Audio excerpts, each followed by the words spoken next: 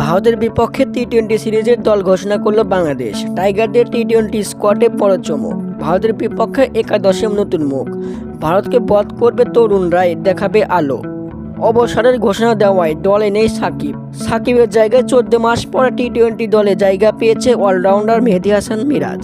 Top অর্ডারের সৌম্যর জায়গায় রাখা হয়েছে পারভেজ হোসেন ইমনকে। এছাড়া বাঁহাতি স্পিনার রাকিবুল হাসানকেও দলে রেখেছে বিসিবি। নাজমুল হোসেন শান্তর কাঁধে থাকছে নেতৃত্বের ভার। তরুণদের নিয়ে আগামী 6 অক্টোবর গোয়ালিয়র ভারতের বিপক্ষে প্রথম টি-20তে মাঠে নামবে বাংলাদেশ। দলে ভারসাম্য বাড়াবে অভিজ্ঞ ব্যাটার মাহমুদুল্লাহ রিয়াদ।